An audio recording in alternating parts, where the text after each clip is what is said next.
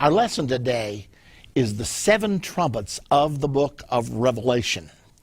There are 3 groups of 7 found in the book of Revelation: 7 seals, 7 trumpets, and 7 vials. These make up the skeletal structure of the book of Revelation. The 7 seals are the long story ending at Armageddon.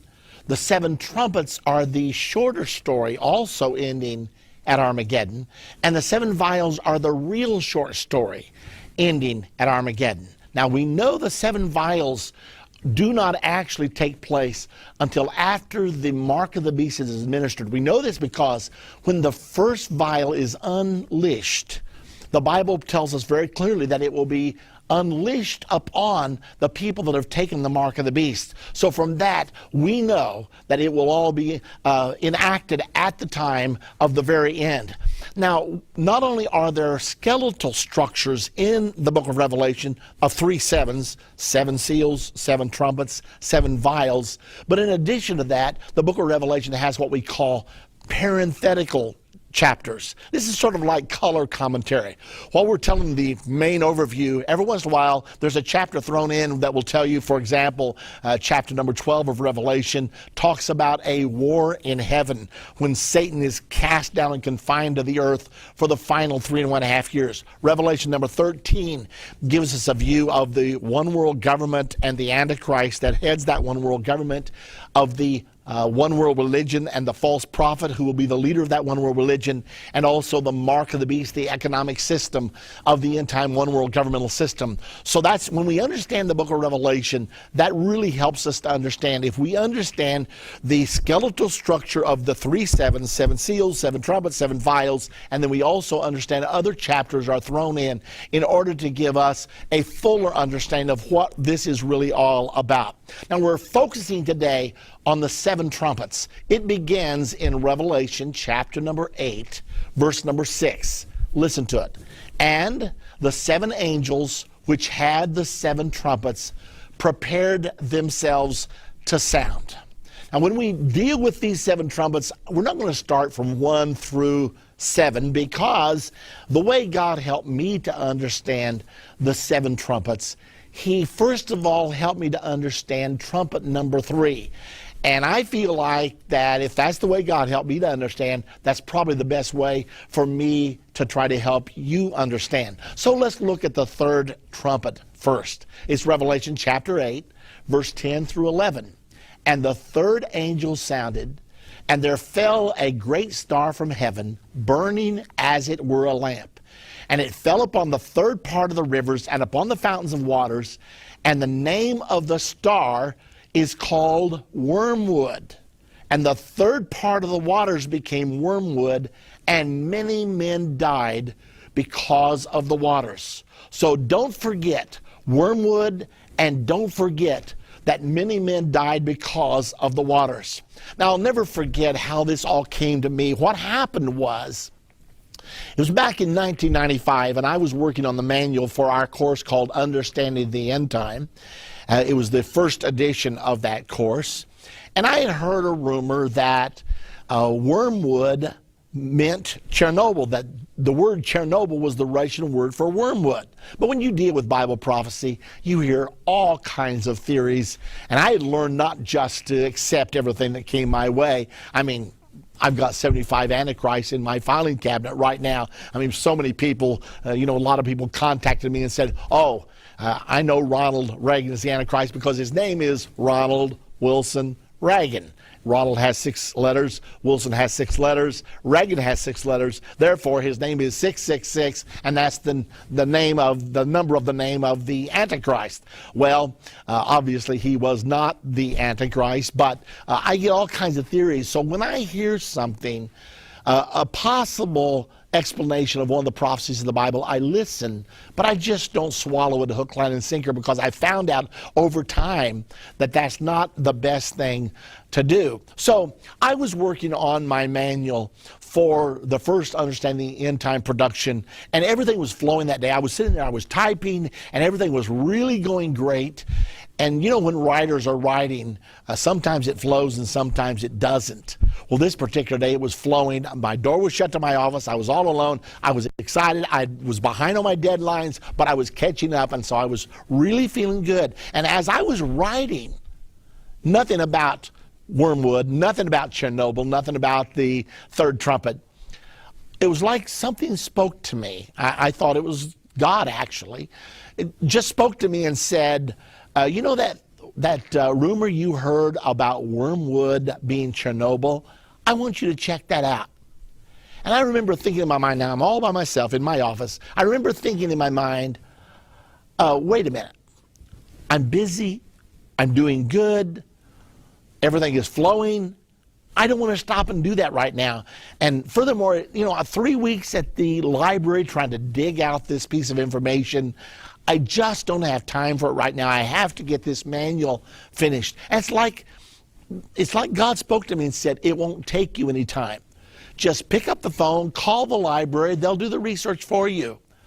Well, as I thought about this, I was really a little bit frustrated, to tell you the truth. But since I thought it might be the voice of God, I thought, well, I probably should do this. So I opened the drawer to my desk, and I pulled out the phone book and looked up the number, called the library, asked for the reference librarian. And I said, ma'am, this is Pastor Irvin Baxter, and I've heard a rumor that the Russian word for wormwood is Chernobyl. Is there any way you could check that out for me and let me know if that's true or not? She said, oh, it is true. Because you see, the Russians used wormwood for medicinal purposes. It turned their tongues black, and the Russian word for black is Chernin. And consequently, they begin to call wormwood Chernobyl. And she rattled off the awfulest bunch of information you've ever seen in your life. And so I was taken aback by this. I was not prepared for her to just answer me off the cuff like that. And I said, well, ma'am, I'm going to be writing an article about this. Could I get some documentation, some books, some page numbers? She said, I'll call you back. She called me back 20 minutes later. She had the books, she had the page numbers, and I was really wowed by this time. One reference she had was the dictionary of the Russian language, and it had as a definition Chernobylic, and it said a variety of absinthe, which was in parentheses wormwood, with a red, brown, or deep purple stem. There it was in a Russian dictionary, and it referred to wormwood under the heading Chernobylnik. Well, I was really impressed. Well, after she talked to me in probably 10 minutes, and finally it was time to go, and I thanked her very much. I said, but before I let you go, I have to know something. It's not normal that you would have known this all off the top of your head. How did you know all this? She said, oh, I'm working on my doctorate in Russian right now, and I've been studying these things. Well, needless to say, I was in awe, because I felt like God told me to call the library, that they would do the research for me, and in 30 minutes time or so, I had the information that I needed. Well, what happened was, from there on, I began to do more research. I found a book called The Truth About Chernobyl, and I read that book. It was written by one of the scientists that was there. It was very interesting. But let's take a look real quick at the actual nuclear power plant of Chernobyl. It's located in the Ukraine, actually. This was when the Ukraine was part of the Soviet Union. And the town where most of the workers lived was a town called Pripyat. There was about 40,000 people that lived there. Now, you're seeing a picture of the power plant before the explosion. And what happened was let's see if I can go through this with you very carefully, because it's important. It was on April the 26th of 1986 at 1:26 a.m. in the morning. A Russian scientist was in charge of the Chernobyl nuclear power plant at the time, and he decided to conduct some experiments. In order to do this particular experiment, he had to disable some of the safety features. But he thought it was okay, and so he did. He disabled the safety fixtures, and then he gave the command to raise the rods, which allowed the nuclear process to begin. Well, he was watching his meters, but he didn't catch it in time. Within about 30 seconds or so, the power plant began to overheat, the reactor began to overheat. And suddenly there was this powerful explosion that took place. And you're going to actually see a part of the explosion. The first explosion knocked the concrete lid off of the power plant. The concrete lid weighed about 2 million pounds. It knocked it off the power plant. It came down cocked. And then the second explosion drove a nuclear cloud 1 mile into the air. And leaving the lid cocked, it left the atmosphere open to a full nuclear fire. Well, little did they know at the time that they had just witnessed the worst nuclear disaster in the history of the world. Before it was over with, there would be 10 times as much nuclear radiation released at Chernobyl as was released at the bombing of Hiroshima in World War II. Okay. Well, now, here's what happened next. The workers, they didn't know what was going on. They heard this big explosion. They ran down to the source of the sound. 2 of the workers pulled the door open and found themselves staring full-faced into a nuclear fire. It was so incredibly hot when they opened that door that it thrust them back, and they fell to the floor where they knew the coolest air would be, and they laid there until the heat somewhat dissipated, because now the lid is off of the nuclear reactor and all the heat is going up. They were finally able to get up, and they made their way back down to the nurses' station. It was about a block they had to walk. By the time they arrived, their skin was hanging off of their arms in ribbons. Both of those technicians died within a very short amount of time. Now, that's not all that happened. Immediately, because of the level of this emergency, fire trucks came from everywhere. And when the fire trucks came, they fought this fire, many of them not realizing that they were actually signing their own death warrant by being there. They're fighting a full nuclear fire. There were fire trucks there. There were helicopters that came in. And you can see some of the monuments here built to the people who bravely fought that fire, even though many of them died within 30 days or so. And the ones who did survive suffered all kinds of ramifications of their exposure to this high level of radiation. Well, as time went along, all of the equipment was brought in. The fire trucks that were brought in to fight the nuclear fire became so contaminated with radiation that they had to bring bulldozers in and bury these fire trucks. And then in the process, the bulldozers absorbed so much radiation that they had to bring in more bulldozers to bury the bulldozers. It was a horrific thing. And furthermore, they're fighting the fire with helicopters, and you can see some of the helicopters that are still in the area, and they were dumping water onto the Chernobyl nuclear power plant in an attempt to put out the fire. And you can see another picture here. Look at this. It's a graveyard of radioactive vehicles. And then at Chernobyl, it became a ghost town. Pripyat was the town of about 40,000 people where most of the workers lived. Well, it's a no man's land today. It has been declared off limits because no one can live there. Everything is contaminated. The vegetation, much of it does not grow there anymore, and to live there would be to live at risk of your own life. Now, the wild animals, they come there, but that's about it. Now, about this time, I was writing an article on this subject, and I went to the library so I could have solitude, get away from my office, and the place I was going to write was behind the video desk. And as I went behind this video desk, I passed the video clerk, and I said to him, just on a lark, "Do you have any videos about Chernobyl?" Because I was still in the learning process. And he said, "You know, I think I have one." He brought it to me. It was put out by the Humanities.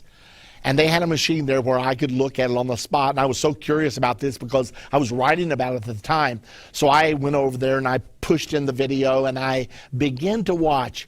And it's amazing what I saw when I pushed in this video, because right on the front came up Chernobyl, the bitter taste of wormwood.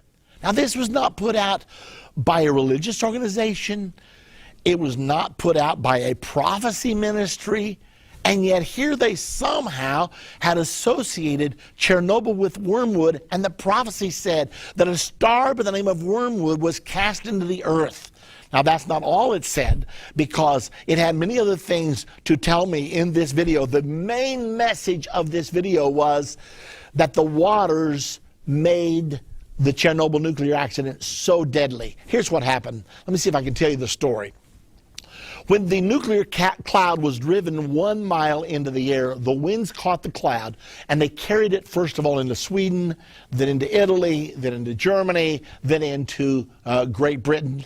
And during this time, it rained incessantly. I do not know whether the nuclear explosion had anything to do with the rain or not, but it rained for about 4 or 5 days. The result was it brought all of the nuclide cesium-137 down to the earth, and everywhere the rains hit, it created what's called brownouts. There's many places in Europe where nothing will grow for 100 years. Furthermore, the rivers filled up with this nuclide, cesium-137, and anybody that drank this water, they ingested this nuclide. Well, what happens when cesium-137 is ingested, it goes to your bone marrow, and the interesting thing is it has a half-life of 30 years. Now, watch this.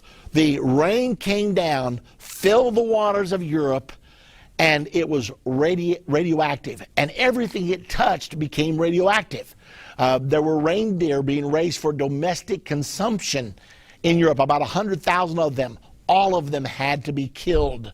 And you can even see the workers as they were trying to control this unprecedented disaster.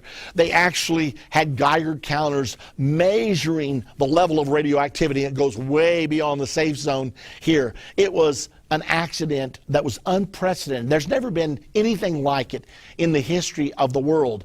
And so why should we be surprised that it's located in the prophecy of the Bible? Now, cesium-137 has a half-life of about 30 years.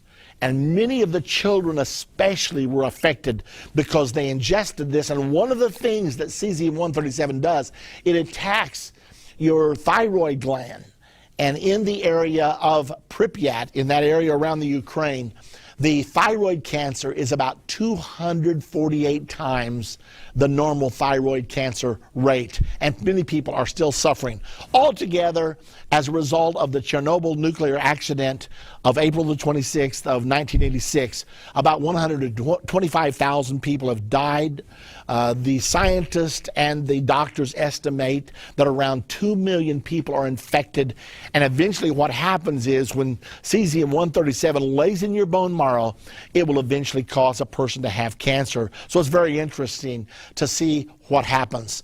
Okay, so the third trumpet sounded on April 26th of 1986.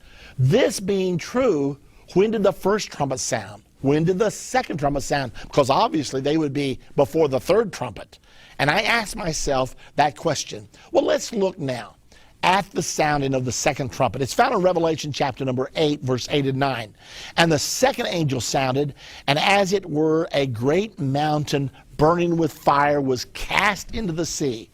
And the third part of the sea became blood, and the third part of the creatures which were in the sea and had life died, and the third part of the ships were destroyed.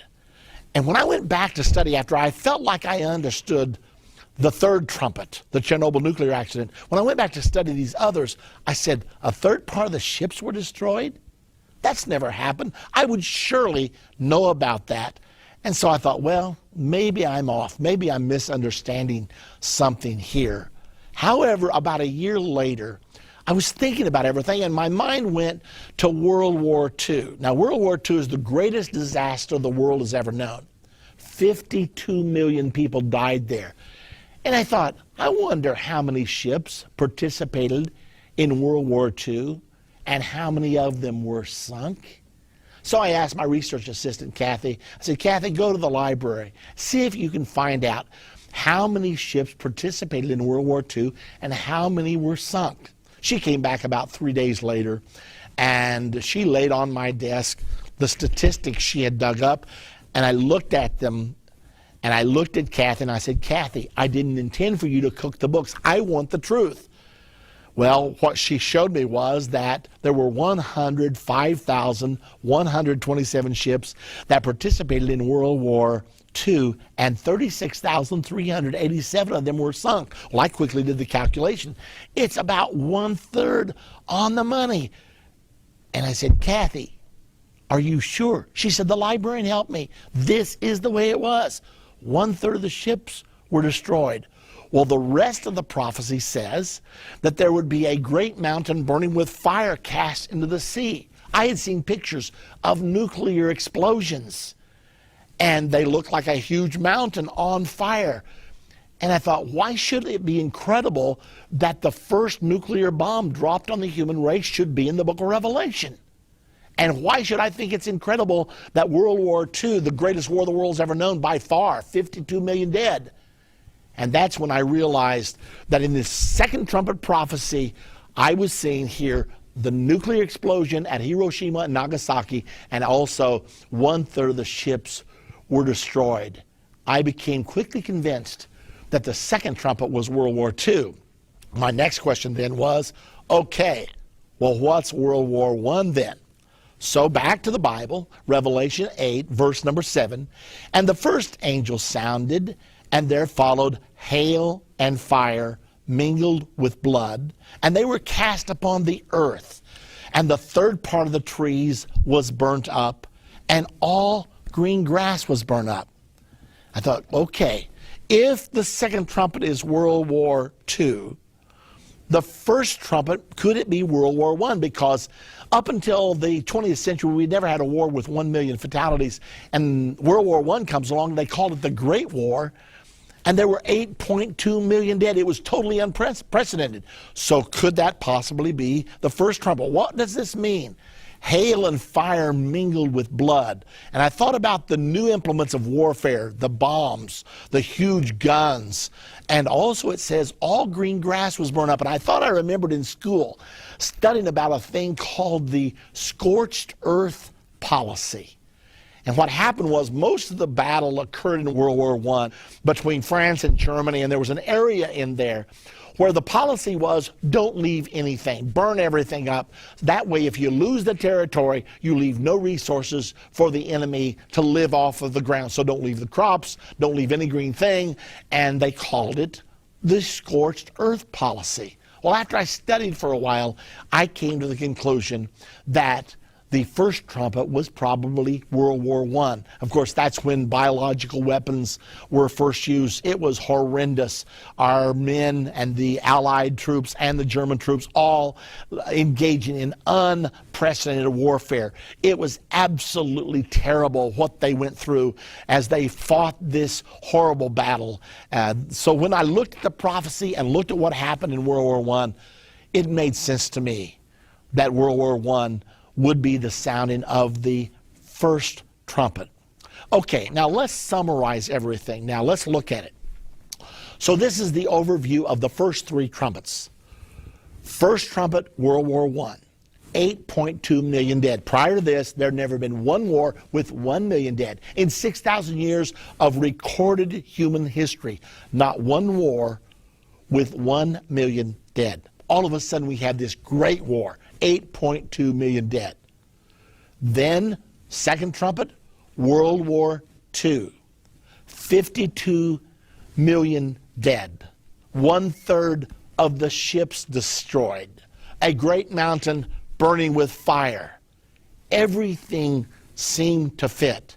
And then, of course, the third trumpet, Chernobyl. This is where God opened my understanding first. I mean, I had always been taught that all the trumpets would exist in a final 7-year period. But by that time, God had changed my mind because there's really no proof for that. That's a theory that's embraced, but it's not true. So when I saw this third trumpet, Chernobyl, that happened on April the 26th of 1986, and the word Chernobyl means wormwood. If you were reading a Ukrainian Bible, you would actually read a star by the name of Chernobyl was cast into the earth. I've actually had Ukrainian people come to me since I began to teach this and open their Bibles and say, look, right here it is. It says Chernobyl. Well, that's pretty astounding. So here we have the third trumpet, and the Chernobyl accident was the world's worst nuclear accident. 10 times as much radiation released at Chernobyl as was released at any other, by Hiroshima or by Nagasaki.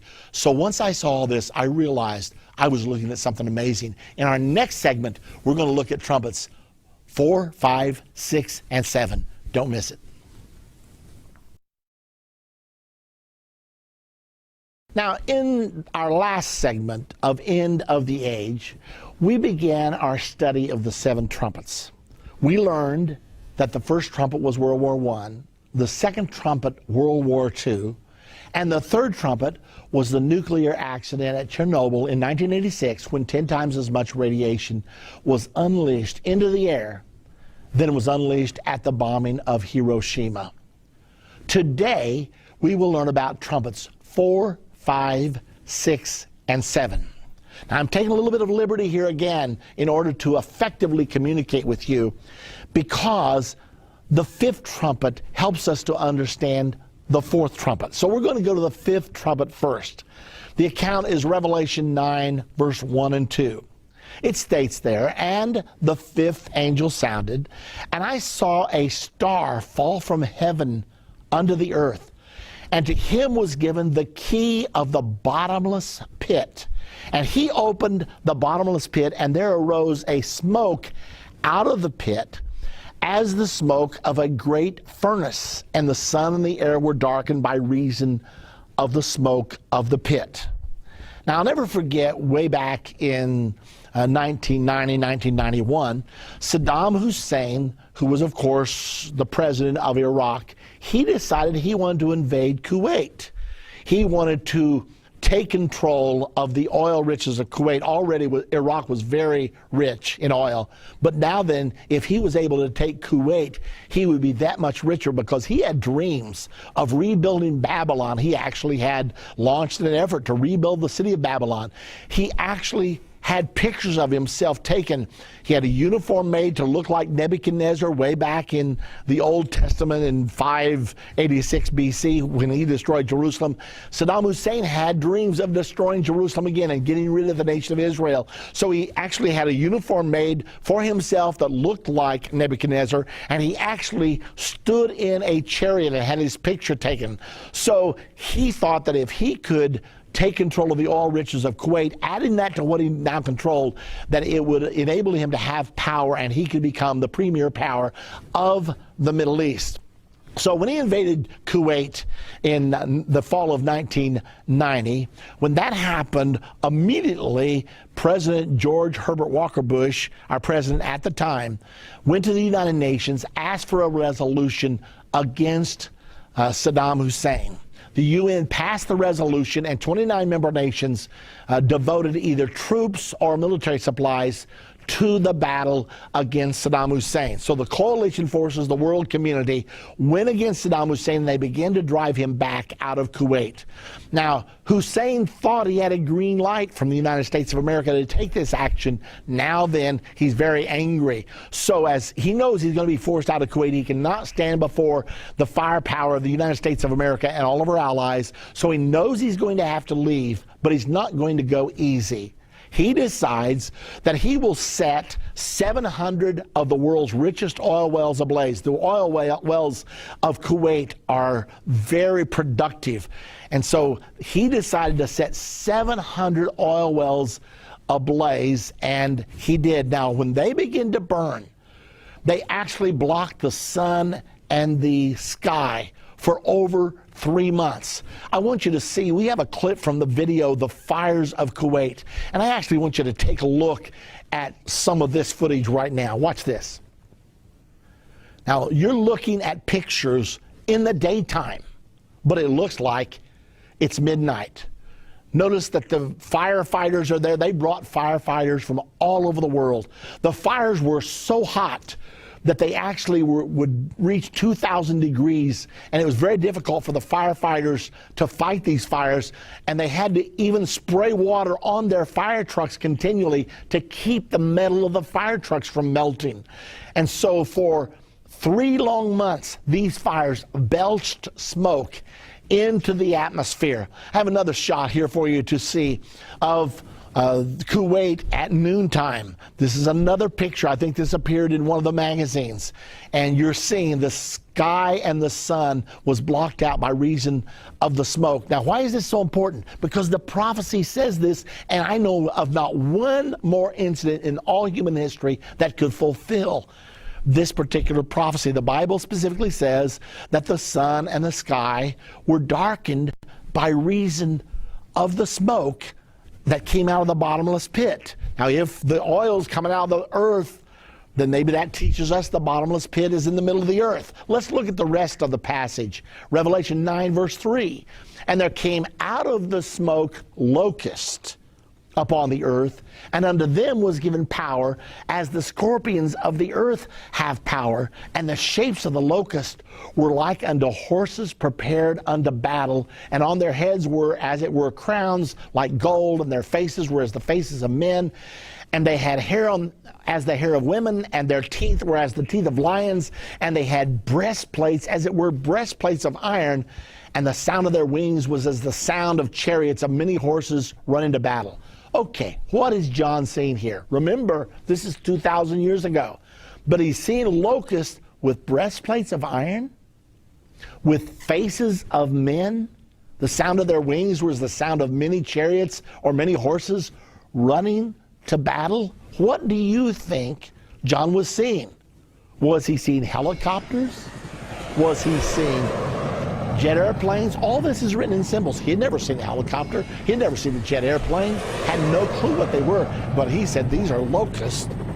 And they got breastplates of iron, but they have the face of men, and the sound of their wings is the sound of many chariots going to battle. Take a look here at what he may have seen in his vision. I don't know whether this is what he saw. This is one helicopter and how it appeared in one particular shot. Take a look at these helicopters. You know, when boys or girls are in the service and they are pilots of helicopters, sometimes they paint up their helicopters to make them interesting. Look at this, mouth of lions.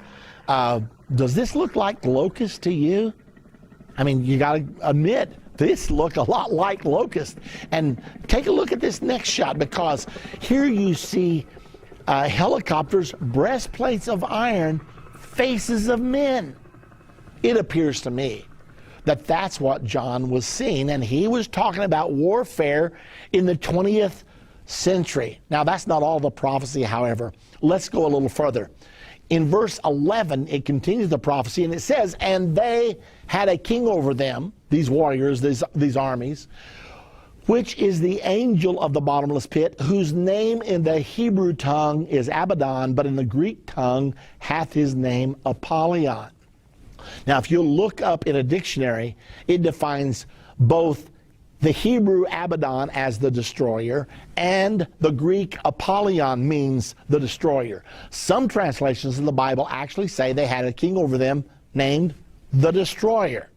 Now, way back in 1991, when all this was taking place, I was a subscriber to the German Tribune at the time, and I'll never forget receiving my German Tribune. It was the March 10th of 1991 edition, and I was reading an article about Saddam Hussein and about all that was happening in the Gulf at the time, and the reporter called him Saddam, quote, the destroyer Hussein. Oh, I'd already been wondering about these fires and about the possibility of this prophecy, and I knew that Abaddon and Apollyon meant the destroyer, and here they called Saddam the destroyer Hussein. Now, I had reached no conclusions at the time, but I was wondering, I'll just confess to you.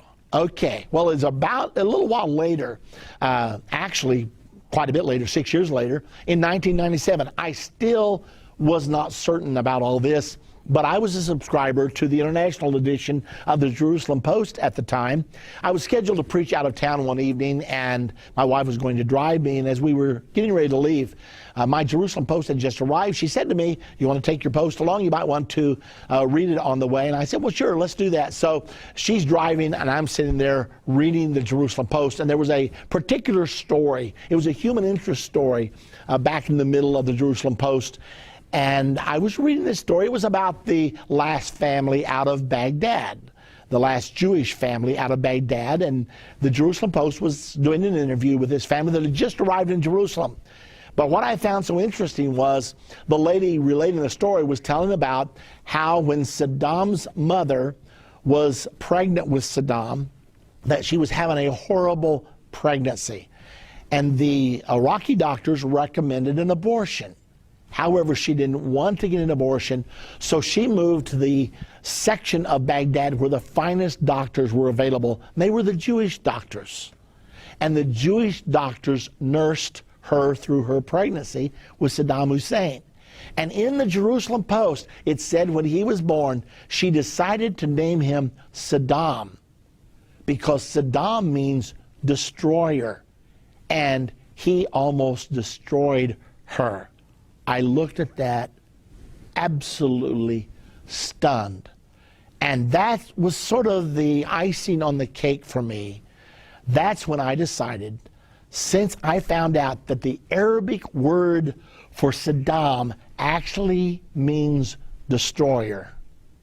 Now, do you understand what I'm saying to you? I'm saying to you, in the Bible, it said a man by the name of Destroyer is going to unleash the oil fields, the bottomless pit, and the sun and the air will be darkened by reason of smoke. I don't know. There were a couple of things in the prophecy I didn't understand yet, but there was too much here for me to deny, and that's when I reached the conclusions that actually the fifth trumpet sounded in 1990, 1991. Okay, now we got to get back to the fourth trumpet. Let's go now to Revelation chapter 8, verse number 12. It states there, and the fourth angel sounded, and the third part of the sun was smitten, and the third part of the moon, and the third part of the stars, so as the third part of them was darkened, and the day shone not for a third part of it, and the night likewise. Okay, what can this be? Now, this is all that's given to us for the fourth trumpet. A third part of the stars, the sun, the moon was smitten, and the sun didn't shine for a third part of the day. The moon did not shine for one third part of the night. Well, I just tell you, I was totally stalled on this one. I didn't know what this meant. Now, I did know, however, that there was another prophecy in the Bible given by Jesus Christ himself. This is Matthew chapter 24, verse 22. And it says there, and except those days should be shortened, there should be no flesh saved. But for the elect's sake, those days shall be shortened. So what do I make of all this? I didn't know the answer. And I had a lot of people, when I would teach the third trumpet, and the second trumpet, and the first trumpet, and the fifth trumpet, everybody said, yeah, what about the fourth? And I had to say, I don't know, because I didn't know. Well, my wife is one of my best fans, and also she's one of my biggest critics. So consequently, she was driving along one day, and she was thinking about the fact that I didn't understand the fourth trumpet, and she wanted me to understand these things to be able to deal with all these issues. And so she said to God as she was driving along in the car, she said, God, how are you going to shorten the days? Well, let me back up just a moment. She came home that day and she said, God spoke to me today. I said, he did. Well, I thought she was setting me up because she'd been out shopping, that God spoke to her to buy a new dress, and so she was maybe just kidding me. But I saw she was serious, and since we've been married like 30 years at the time, she had never said that to me before. Not in all of our married days. She had never looked at me and said, God spoke to me. So I sobered up and I took it serious. And I said to her, so what did he say? She said, well, I asked him, God, how are you going to shorten the days? And he said, I already have. And she said, I said back to God as I'm driving down the road, well, how, Lord? And he spoke back to her in her mind, I've speeded everything up, but men don't realize it. It's already a done deal. Well, I thought about that for a while, and I started studying some more, and I thought, well, God, if you're going to shorten the days, are you going to shorten the number of days, which some people think, or are you going to shorten the length of each day? Well, I decided he had to shorten the length of each day, because if he shortened the number of days, it would mess the Bible up. Because in Daniel chapter 12, verse 11 and 12, it says, "And from the time that the daily sacrifice shall be taken away, and the abomination that maketh desolate set up, there shall be 1,290 days." So from the abomination of desolation till the culmination of everything, till the battle of Armageddon, is going to be 1,290 days. And then it says, "Blessed is he that waiteth and cometh to the 1,335th day." So if God would shorten the number of days, then this scripture would have to be changed. And the Bible says, "Thy word, O Lord, is forever settled in heaven." So I was convinced from my knowledge of the Bible and from my knowledge of God that he was not going to change the number of days. So the answer obviously was that he must be going to shorten the length of each day. And really the prophecy of Revelation says that the sun would not shine for 1/3 part of the day, the moon would not shine for 1/3 part of the night. So I thought, okay. Well, then I said to my wife Judy, I said, "But babe, this can't be, because if the days are shorter and the clocks are moving faster, men are still able to run the 4-minute mile." Now, this was my engineering background sitting in here, my mathematical background, and I said, you know, if the clocks are moving faster, the mile is still as long as it was, and men can't run any faster. So that means it should be taking them 5 minutes at least to run a 4-minute mile. And she looked at me as only she can, as only a woman can, and she said, "I can answer your question, but I still know God spoke to me," as though that settles it.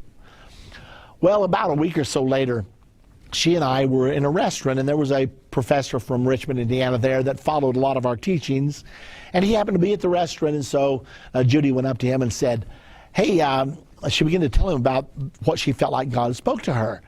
But she said, "Irvin says that it won't work because men couldn't run the 4-minute mile anymore, and they still are." Well, the professor looked at both of us and said, "Oh, that's no problem. Don't you understand Einstein's theory of relativity?" Well, sure, I read all that for breakfast every morning, right? Well, he said, "Don't you understand that time and speed are relative one to the other? So when one speeds up, the other speeds up." So I'm standing there trying to absorb all this, and my wife is looking like the cat's meow. You know, "I told you, here's the college professor, he's backing me up." Well, about a week or so later, I was on the phone with another friend who was a pretty intelligent guy, and I was talking to him about it. He said, "Oh, that's no problem." I was talking about the 4-minute mile again. He said, "That's no problem. Don't you understand Einstein's theory of relativity?" So what do? I'm off to the bookstore, and I buy 2 or 3 books on Einstein's theory of relativity. I haven't read them yet, but I'm going to get around to it one of these days.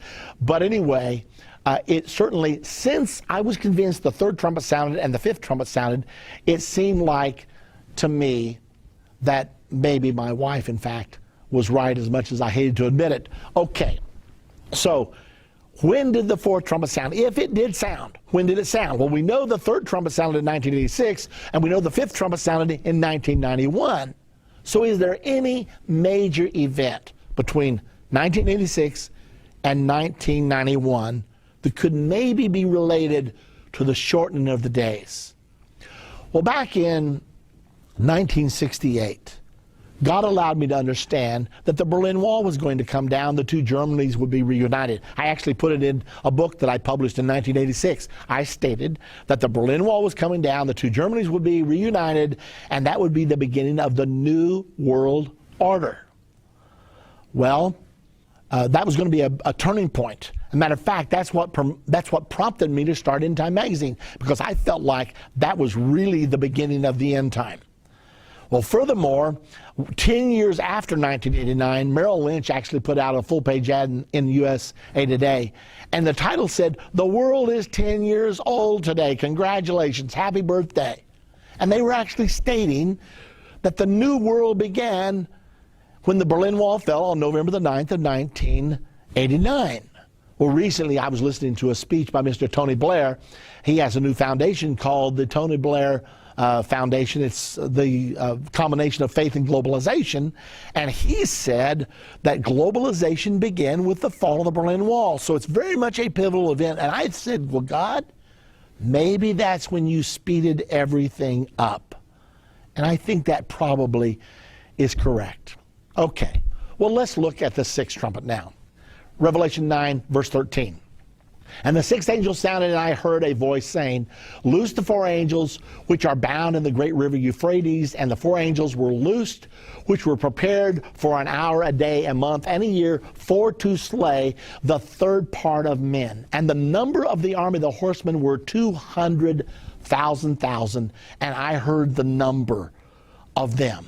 Okay, this prophecy tells us three things. There's going to be a war that will kill 1/3 of mankind. That's verse 15. 1/3 of mankind, that's 2.3 billion people.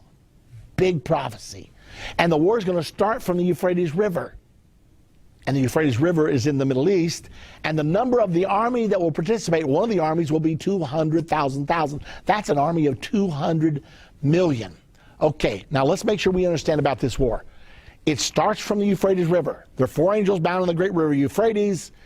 And when they're loosed, it triggers this war that will kill 1/3 of mankind. There'll be a 200 million man army involved. Let's take a look real quick at the Euphrates River. Notice here, it starts in Turkey, down through Syria, down all the way through Iraq, emptying out in the Persian Gulf, where the border of Iran and Iraq meet together. Now, this is where this war will begin from. And I don't know whether you've noticed or not, but there's a lot of turmoil in the Middle East right now as I speak to you, and it's been that way for a long time and undoubtedly will continue. So the Bible says that this war that kills 1/3 of mankind is going to start right here in the Middle East. Now, what else do we know? We know it starts from the Euphrates River, and the United States of America has 50,000 troops stationed there right now. Now, we're making this video.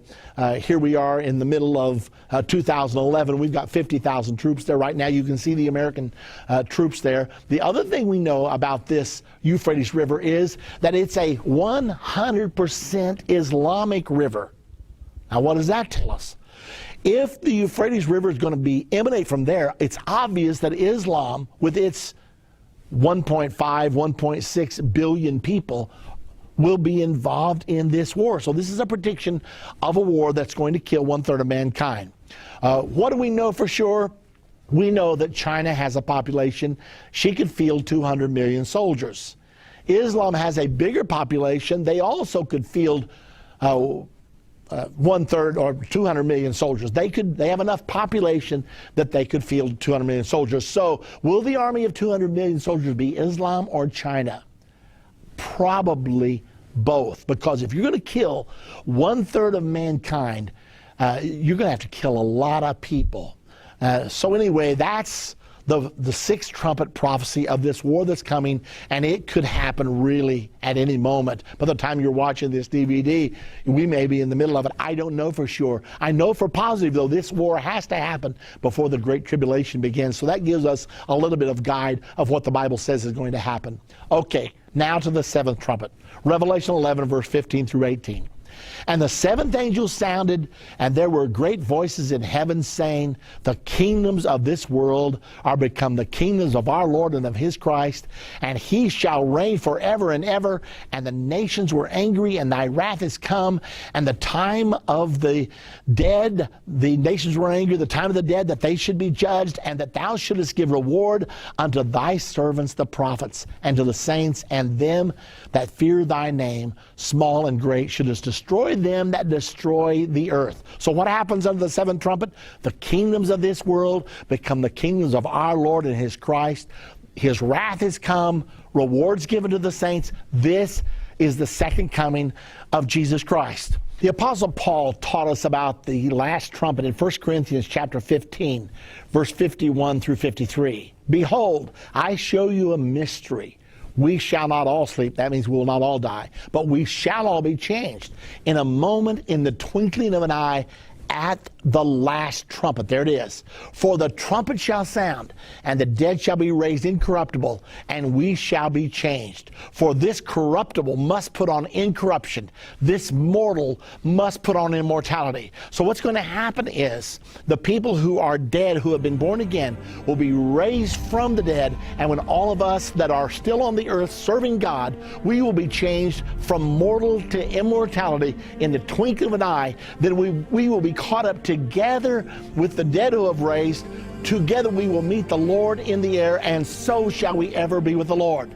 Now in 1 Thessalonians chapter number 4, verse 16, we have another account of the last trump. For the Lord himself shall descend from heaven with a shout, with the voice of the archangel, with the trump of God, and the dead in Christ shall rise first. Then we which are alive and remain shall be caught up together with them in the clouds to meet the Lord in the air, and so shall we ever be with the Lord. Now the most critical thing that we're going to talk about as we close today is the rapture. Romans 8:11 tells us if you want to be a part of the rapture, it says, if the spirit of him that raised up Jesus from the dead dwell in you, he that raised up Christ from the dead shall also quicken your mortal body by his spirit that dwelleth in you.